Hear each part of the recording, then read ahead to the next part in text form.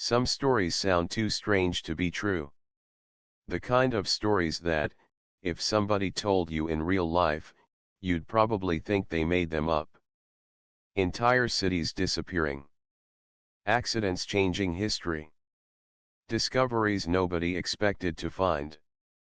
But everything in this video actually happened. And the first story begins with a city people thought existed only in old stories, until somebody found it at the bottom of the sea. In the year 2000, divers near the coast of Egypt discovered something impossible.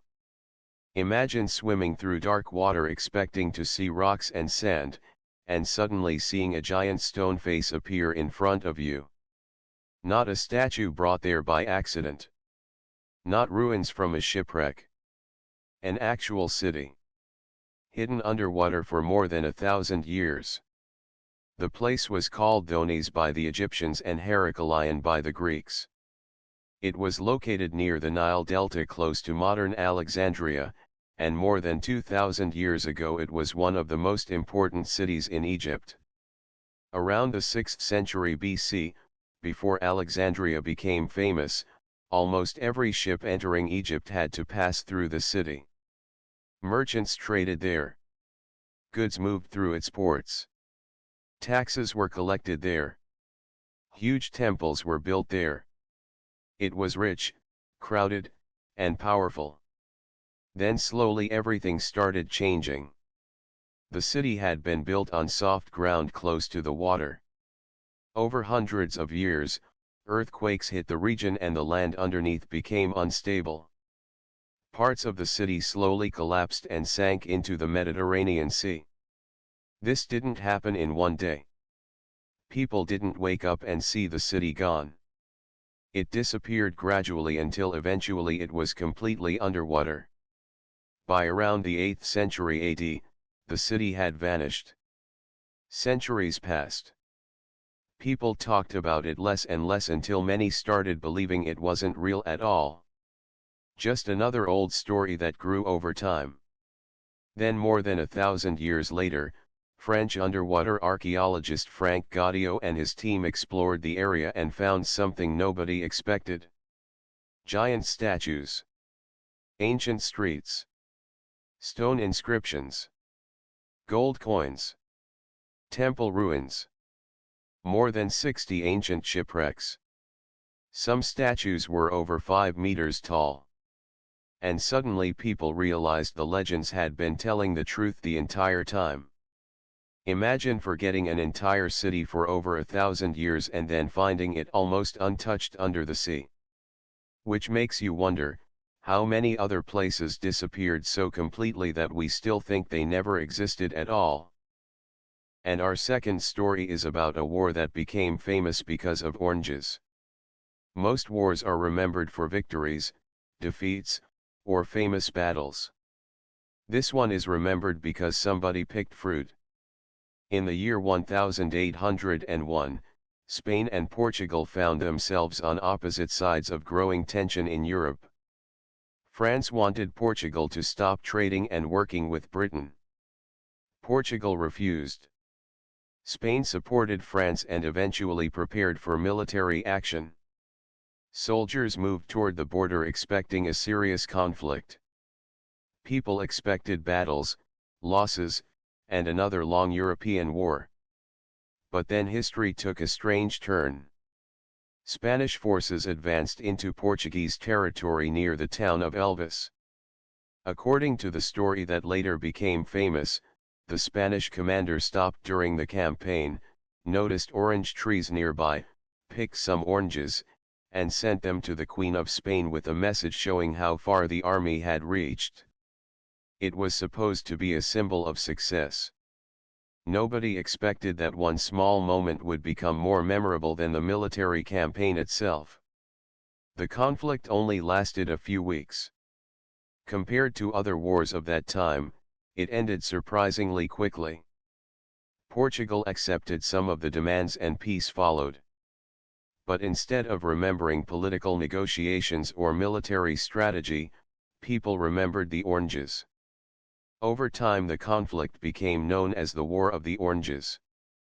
Imagine risking your life in a military campaign and then finding out that 200 years later people mostly remember somebody stopping to collect fruit. Historians still discuss how symbolic that story became over time, but the name never disappeared. Out of all the dramatic names wars usually get, this one stayed in history as the War of the Oranges. Which is a good reminder that history doesn't always remember what people expected it to remember. And our third story is about a man who survived not one nuclear bomb, but two. It sounds impossible, but this actually happened. In August 1945, World War II was coming to an end.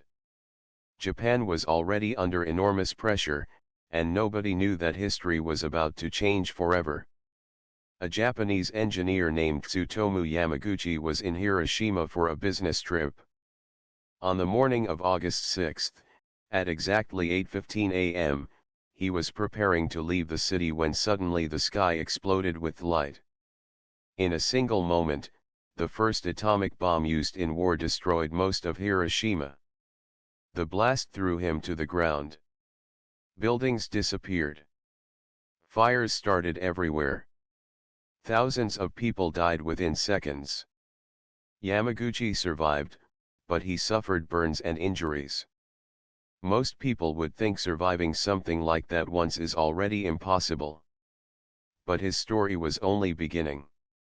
The next day, injured and exhausted, he decided to go back home. Somehow, trains were still operating in some areas, and he managed to reach Nagasaki. On August 9, only 3 days after Hiroshima, he went to work and tried to explain to his co-workers what he had seen. Imagine trying to describe something nobody had ever experienced before. A single bomb destroying an entire city sounded impossible. People reportedly struggled to believe him. And then, it happened again. Another flash appeared outside. Another explosion. Nagasaki had just become the second city in history hit by an atomic bomb. Once again, Yamaguchi survived. His family also survived because they were inside a stronger building. Years later, Japan officially recognized him as a survivor of both bombings. Think about that for a second. Out of millions of people living through one of the largest wars in history, one man survived both atomic explosions. Stories like this remind us that reality can sometimes feel more unbelievable than fiction. But not every unbelievable story is about war, survival, or disaster. Sometimes nature itself creates moments that seem impossible.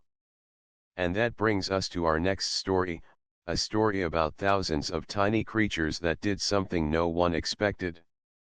There are millions of things happening around us every second that we never notice. Right now, somewhere in the world, thousands of bees are making decisions, sharing information, and solving problems faster than most people realize. And for a very long time, humans thought they understood how bees worked. Find flowers. Collect nectar.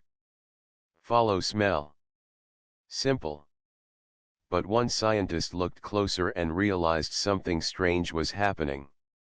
In the early 1900s, Carl von Frisch spent years watching bees inside specially designed glass hives. Most people thought he was wasting his time. Because what exactly were you supposed to discover by staring at insects all day? Then he noticed something weird. A bee would leave the hive alone and disappear. Hours later it would come back. Nothing unusual.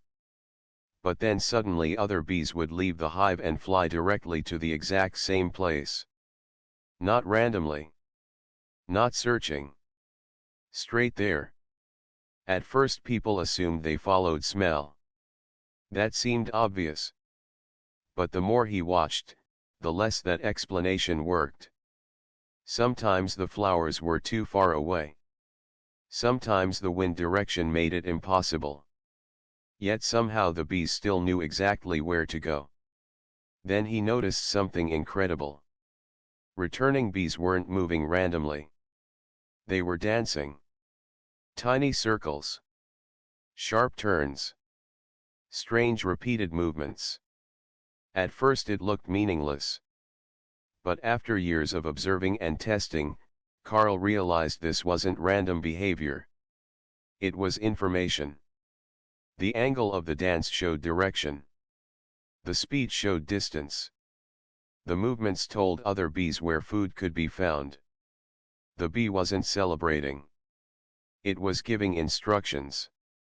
Imagine discovering that an animal no bigger than your thumb had created something that looked almost like a language. Scientists didn't believe him at first. Some said he misunderstood the data. Others thought insects simply couldn't communicate that way. But experiment after experiment showed the same result. The dance worked. Bees had been using a hidden navigation system this entire time while humans walked past and never noticed. Today we call it the waggle dance. And once people understood it, they realized something uncomfortable. Nature had solved a communication problem long before humans even thought to ask the question.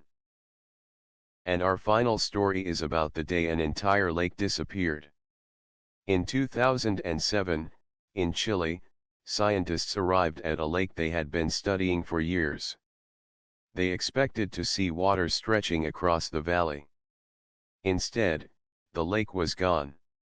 Completely gone. Thousands of square meters of water had disappeared.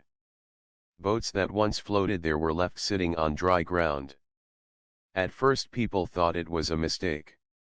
Maybe they came to the wrong place. Maybe the water level dropped a little. But no. The lake had almost completely vanished. Nobody could immediately explain how something that large disappears so quickly. Some people blamed earthquakes. Others thought underground cracks opened and drained the water away. Scientists later suggested natural geological changes and unusual weather conditions may have played a role. But imagine arriving somewhere you know well, and finding an entire lake missing. No giant explosion. No warning. Just empty land where water used to be. Stories like this remind us that nature doesn't always move slowly. Sometimes huge changes happen quietly. And maybe that's why moments like this feel unreal. Because we expect impossible things to happen in movies, not in real life. And that's all for today. Out of all these stories, which one sounded the most unbelievable to you?